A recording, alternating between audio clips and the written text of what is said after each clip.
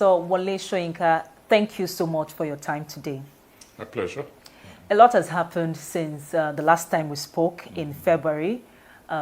Then we saw Sunday Igboho coming out to take a stand to defend his people from what he called attacks from herdsmen, the killing of farmers, raping of women, and invading of the people's farmlands. He came out to take a stand to defend his people. But what we have today is a situation where the DSS have claimed responsibility for raiding his home, taking responsibility for killing two people who they say attacked them, and declared Sunday Igboho wanted.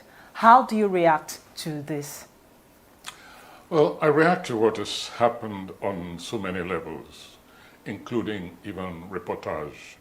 For instance, going through the papers, one prominent and respected papers, there's a sentence which said, for instance, the government had moved against secessionists and other criminals. Now, that's a very loaded and wrongful expression. Would-be secessionists, and other criminals. How can you place the will or the wish for separation as a criminal act? That kind of language does not exist in the Constitution, doesn't exist in law. It should not exist in the catalogue of moralities, because it's not an immoral act or position to say that you want to stop belonging to an entity, or even you want to join another entity, because people take a very simplistic approach to so-called secession. Sometimes it just means I want to leave this group and join another group. And we've had examples like that before and after independence. The Ghana, Guinea Union, for instance. And we've had also, even after independence, the separation by fiat of Bakassi awarded to another nation. I mean, it was not just goats and cattle which existed there, it was human beings. They were not asked where they wanted to belong, but with a stroke of the pen, for certain political reasons, consolidated by succeeding governments, the Bakassi people were ceded to the Cameroon.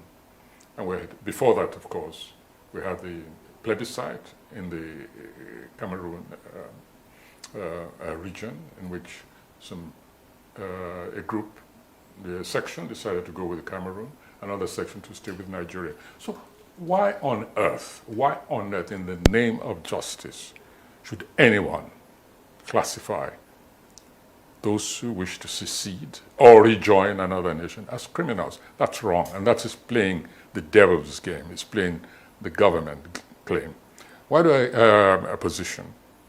Look at the raid, this very bizarre raid, midnight raid on a law-abiding citizen, which the government now says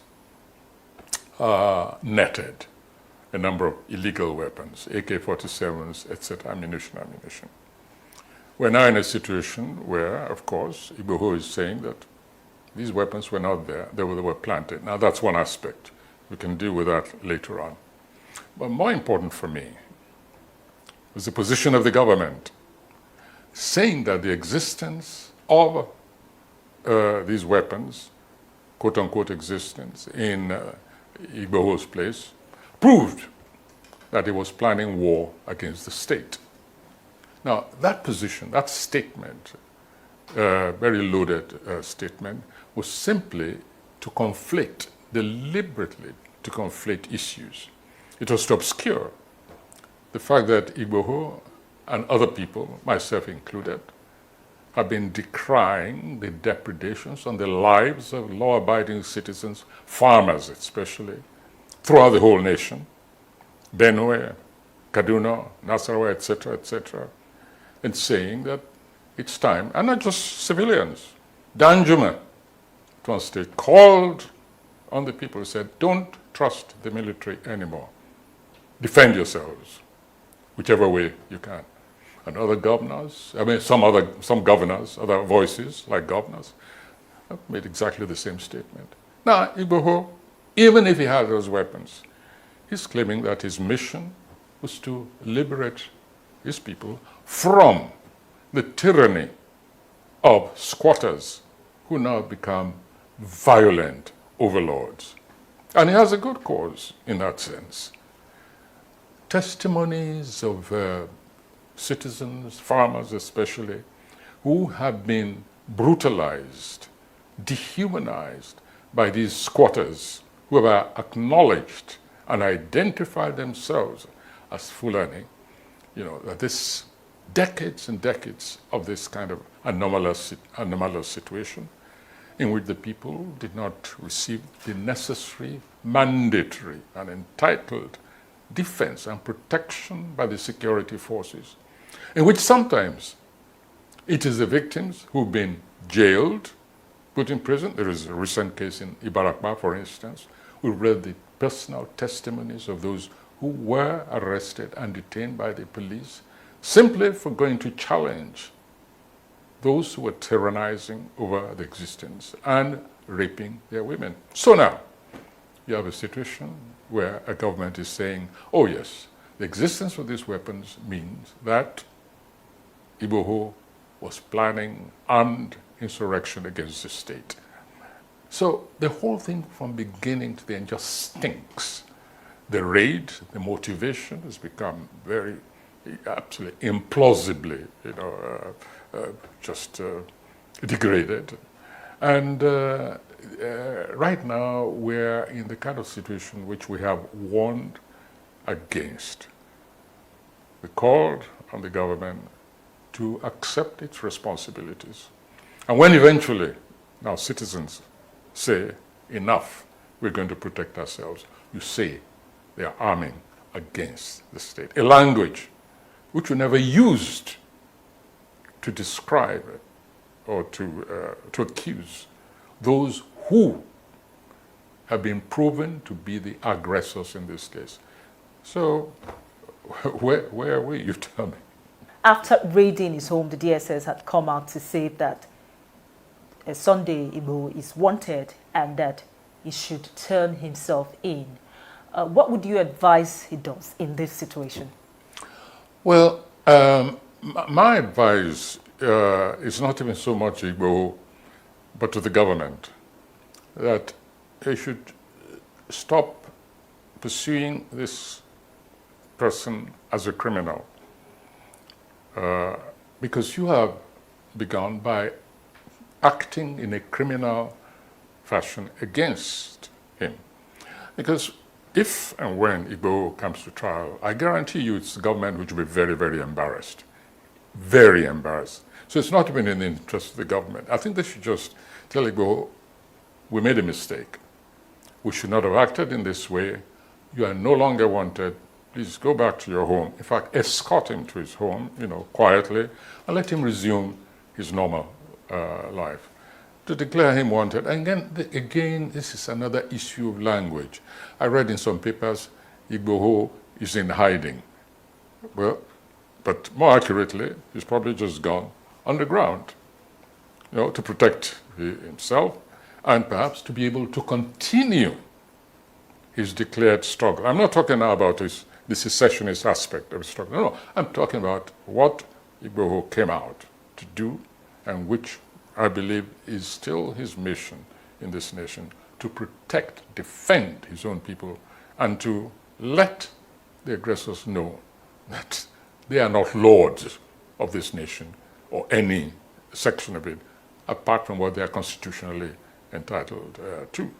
So I think the government, it's in no interest. If you bring Igboho to trial, you're just going to get mud in your face, clearly. As far as I'm concerned, it's up to Igboho to decide. He knows what the circumstances were. He knows what happened before his people were killed. And he's the only one who can judge, who can decide for himself. I cannot advise him.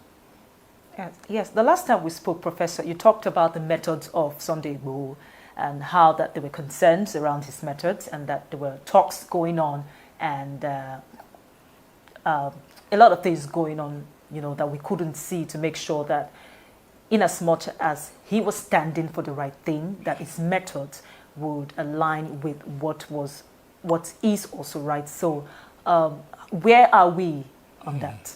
Well, when you talk about methods, for instance, I want to distinguish. There are two very heavy issues on our hands at the moment, even though both allegedly bear the name secession. What Igboho stands for is not too dissimilar to what Nnamdi Kanu, for instance, stands for. The methods in terms of what we know, what is self-declared by these individuals, the method of Kanu, for instance, is very different from the method which we are able to ascribe to Igboho up to now. Not what the government is alleging, but up to now, Igboho has joined others, for instance, in holding rallies all over the country. There has been no accusation of any violence, none whatsoever. Guns have not been fired, houses have not been burnt.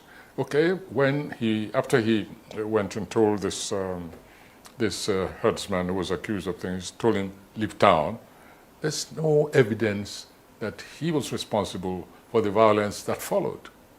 They claim that some houses were burned afterwards. But it was proven that all this took place after he left. Nothing has been able to attach to him in terms of violence.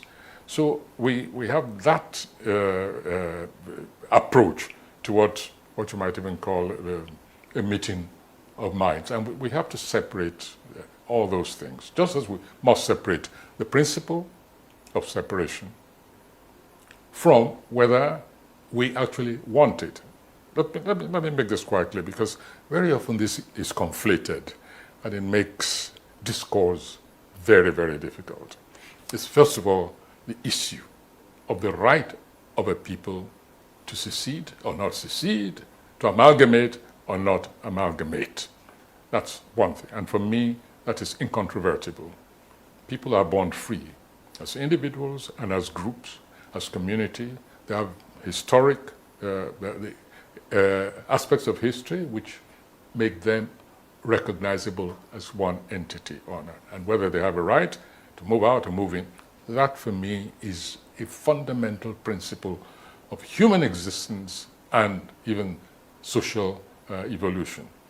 You see, one begins to understand, for instance, why, very strangely, some people got up and stopped the teaching of history in this country. We recognize, we know for certain now, and it's become evident, that is because they don't want people to have a historic reference, even within their own society. In other words, if they studied history, they know that they don't even have to go back centuries. They don't even have to go outside to Asia, to Europe, whether you're talking about England, the Irish and the Welsh, or the Bretons in France, or the Catalans in Spanish. You don't even have to go out. That if you stay within your own history, you can elicit certain principles of cohabitation which justify whatever preference you have at this moment. That's one of the reasons why, strangely, history was abolished. Now, that's one, the principle. Two, however, what do you and I want? Do we, as personal preferences, want to stay together, or do you think it's perhaps best that we should separate? That's a secondary issue.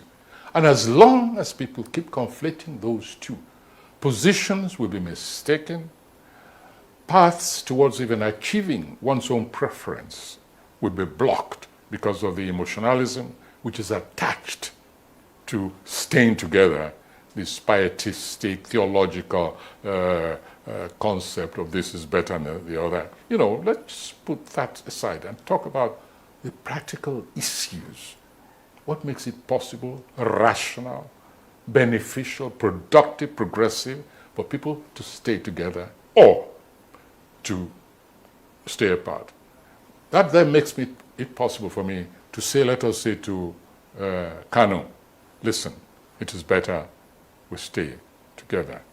given history, given the economic issues, given the geopolitics of our moment, etc., then we can actually talk.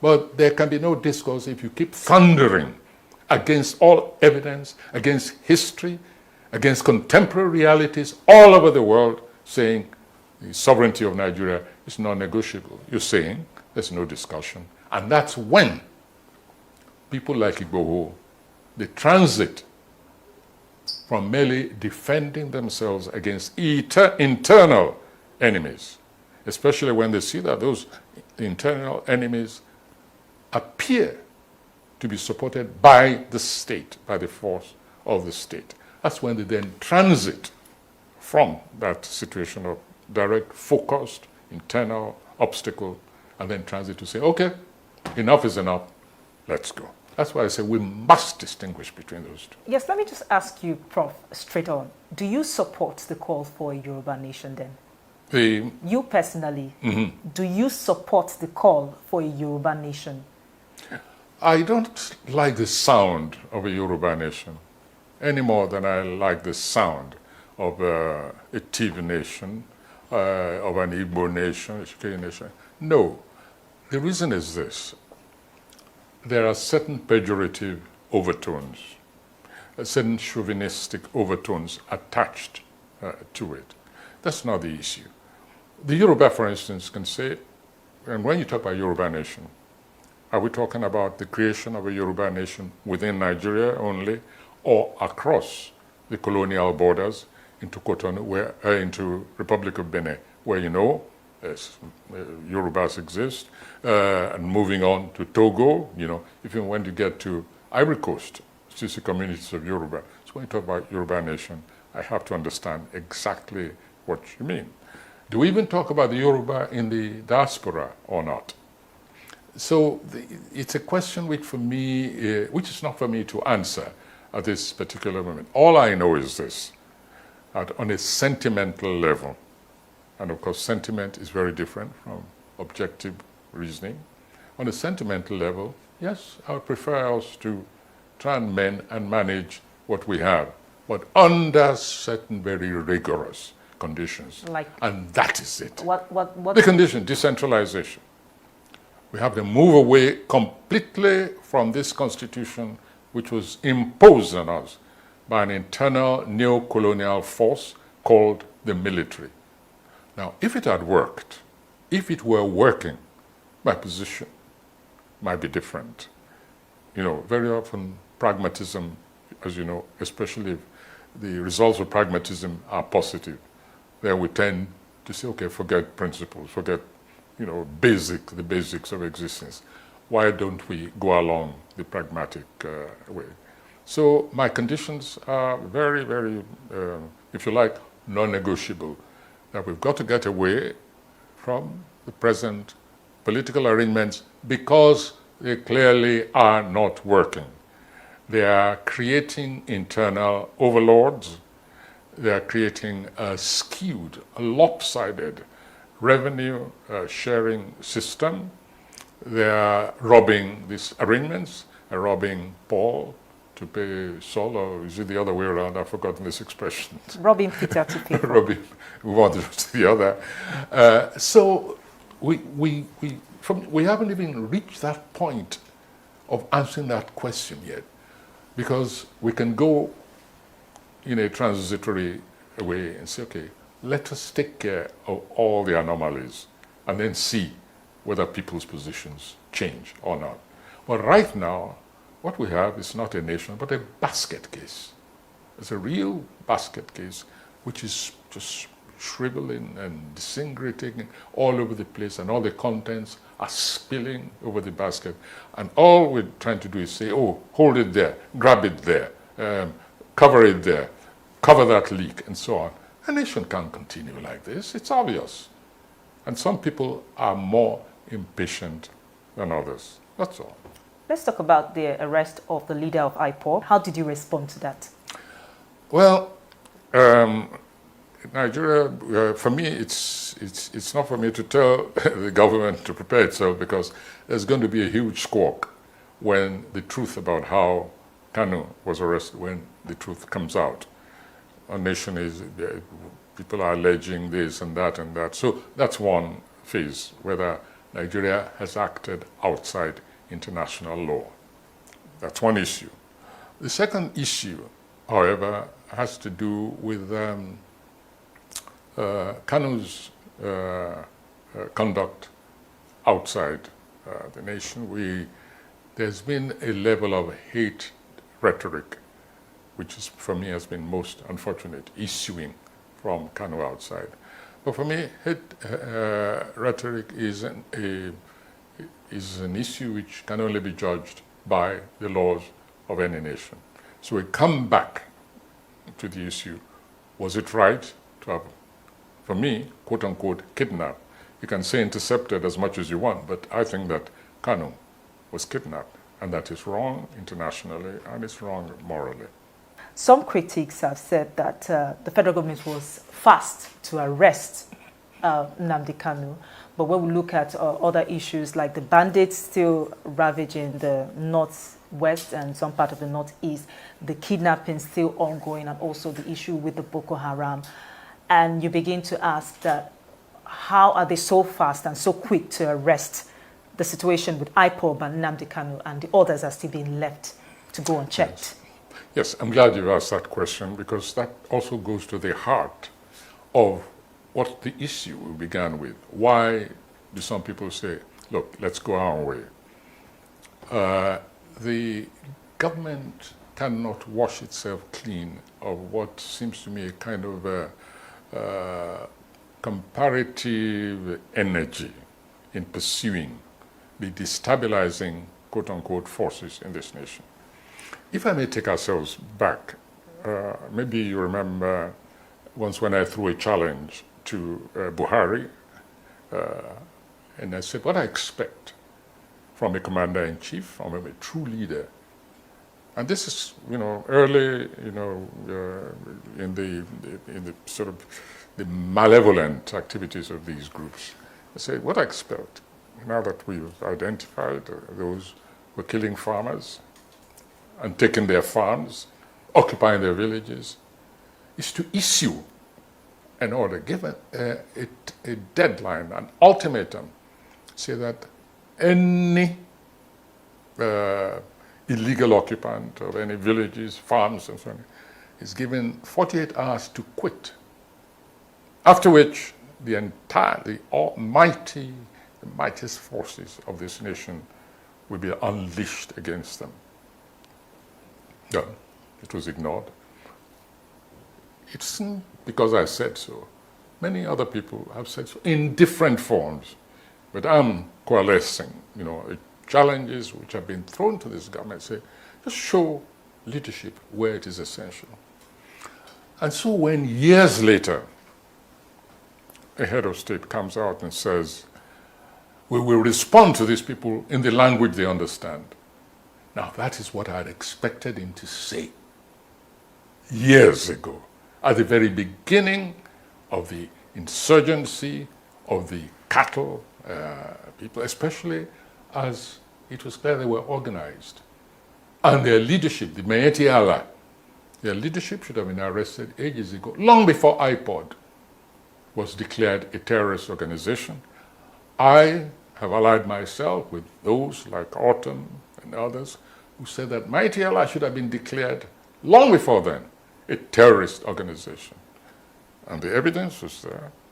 A state governor passed a law for the protection of its own people and their productive means, their livelihood, their very dignity. And a group got up and said, if you don't rescind that law, we'll show you. You haven't seen anything yet. This is not an anonymous statement on internet. It was not fake news. The leadership of Maeti Allah actually threatened that government and have proceeded to put their money where their mouth is.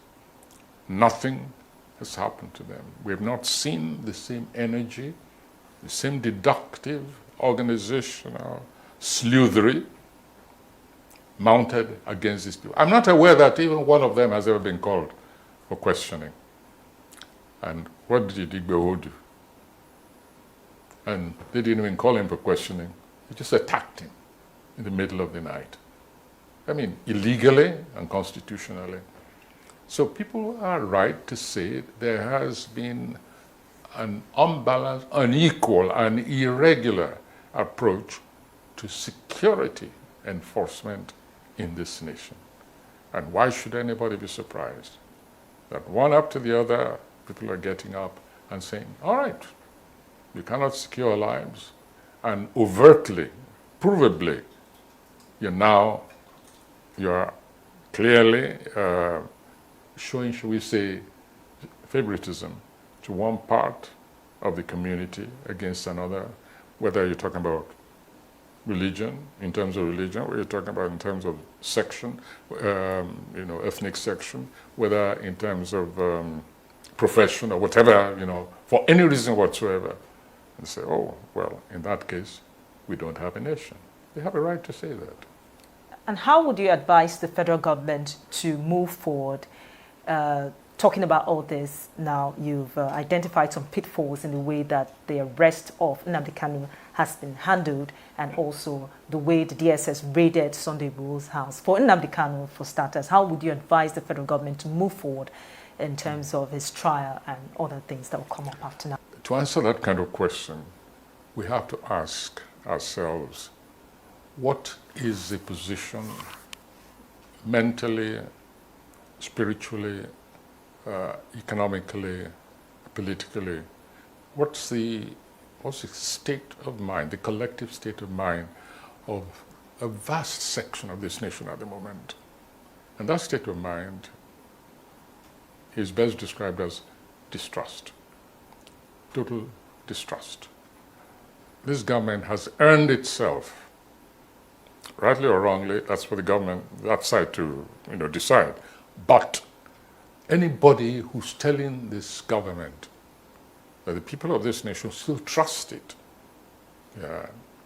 I'm sorry, if the government believes that, it's really plunging this nation further into the abyss. So when you have this level of distrust, which will be denied, I know, there's only one thing to do, I think, to try and win the trust back of the people.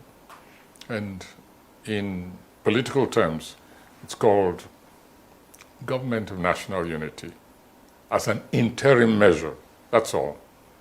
Interim measure, especially towards the next election, in order to have also a continuing confab, among those who execute policies, in order to also regain, of course, basically to regain the sense of participation, of involvement of the people.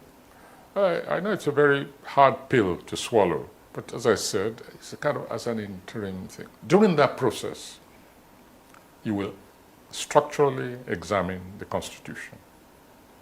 Okay, I know they're tinkering with it here, they're tinkering with it there, but then we've been going through that ages. There have been constitutional review committees under various regimes.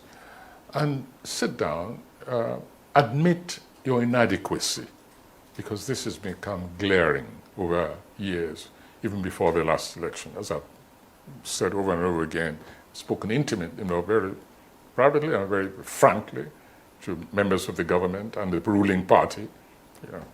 And the distrust is too deep. And I believe that it's only a confab which operates through a government of national unity. It's an interim measure, which can actually just suggest, offer a sliver of hope for the continuity of this nation.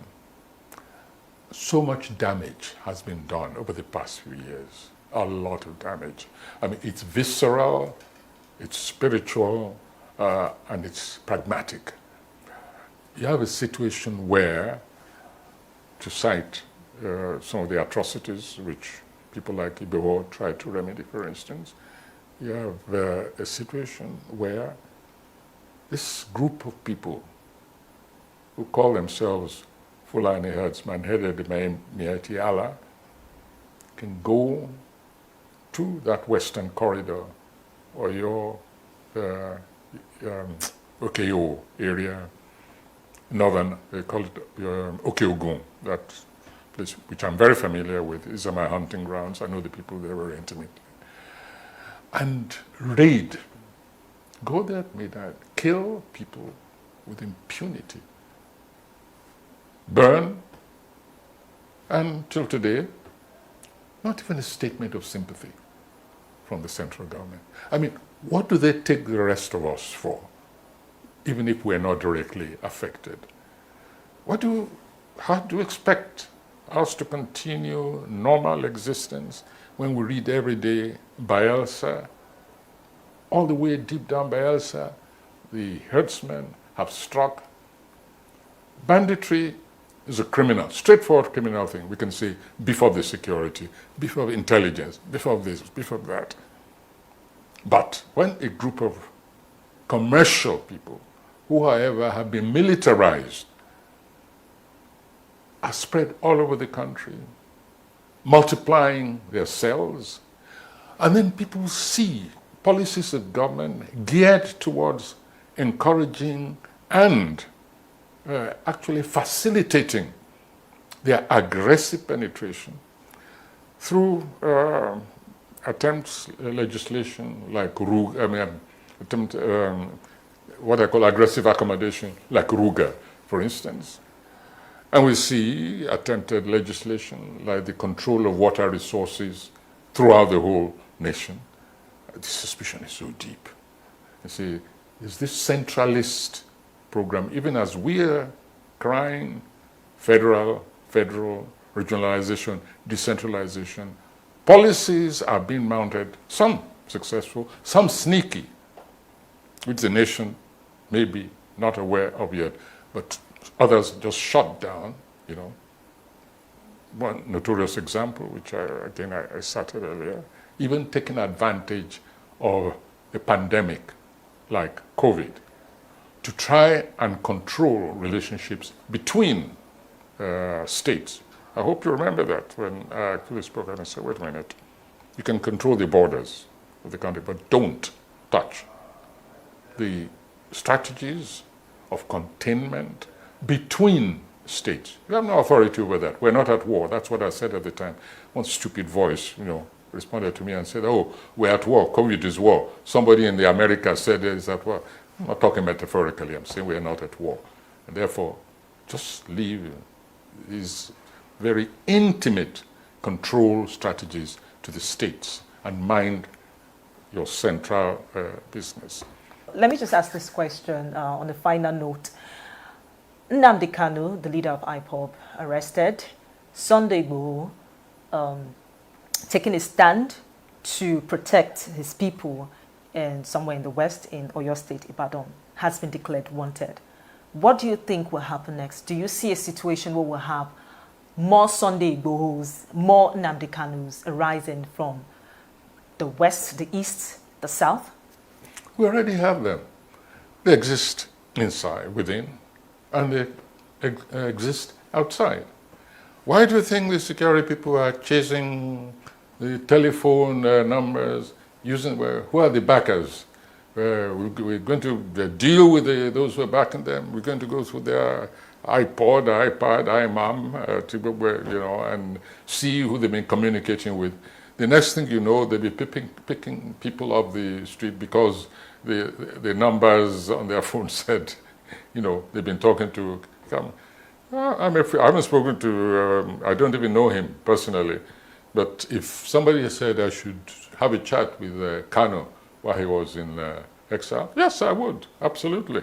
If he called me, I would respond, I would return the call, I would chat and discuss what he thinks he's doing. I would tell him, listen, stop all this assault on police stations. They are human beings. Why are you slaughtering them? Or why are you ordering your people to slaughter? Are you involved in that? So they're looking for sponsors everywhere. And so I'm quite sure that there are sponsors, there are people who support them. But we've heard this before. We heard about sponsors for Boko Haram. And we heard that, oh yes, we've got a list of them, and they're all going to be brought up in court very soon. They'll all be named. I don't know about you, but I haven't seen a name. I haven't seen anybody arraigned yet. Maybe it happened. I'm sorry, I'm not always there. I'm not au fait with whatever is going on, so let me not lie against myself. But I wouldn't be surprised if faster than we've seen the arraignment of the sponsors of Boko Haram, of the bandits, of the Fulani husband, faster than we've ever witnessed that, we will see absolute revelations galore, accused, alleged sponsors of both IPOD and Igboho, probably even their own relations. You will see. So are you saying that Nigeria should, even if they're able to stop Sunday Igboho, for instance, stop Nnamdi Kanu, Nigeria should be prepared for more Sunday Igbohos and more Nnamdi Kanus to rise up and continue the struggles of this one? I'm saying they're already there. I don't want this government to deceive itself. They're already there. It's not Igboho who's the issue. It's not Kanu who's the issue. It's a collective distrust, disenchantment. That's the word I want. Collective disenchantment with the conduct of this regime. And that's why I say it can only redeem itself. It can only reverse this downhill course it's embarked upon by now coming clean, trying to open a totally new page. Even forget the past. And let me use this opportunity to say this. And it's in response to some of the statements which have been made by some governors from a certain part of the country and some politicians. Nobody is saying that this problem began with Buhari. Nobody is saying it began with his government. Literally every president post the military era has committed lamentable crimes against the people, either through neglect or through action. Hardly any governor, any president is free of the charge of, shall we say, encouraging killings, massacre, for instance. Hardly any. Hardly any president is innocent of anti-democratic actions, very often avoidable, whether in terms of withholding revenues, which are mandatory for the various states, interference, or during elections. And I want to advise people, please let people stop making invidious comparisons, because if we want to open the chapter of governance malfeasance of every president we've had since the military was supposed to have left the state, we won't get to any productive, proactive, remedial activity. So I'm willing to say, let's just, push all that aside and say, how do we move on from here? And so I want all this business, we met this, and we do this by the self-excusing by Buhari. Yes, thank you. Take it for granted. You did not create Boko Haram. We accept it. You did not create Mayeti Allah. But what did you do about it? That is the question. Or what should you do from here on? It's the only way we'll save our sanity and also make the slightest progress. Otherwise, as I said before, all this language, all this discussion will be purely academic when, as the saying goes, hits the fan. Professor Wole Soyinka, thank you so much for your time today. You're welcome.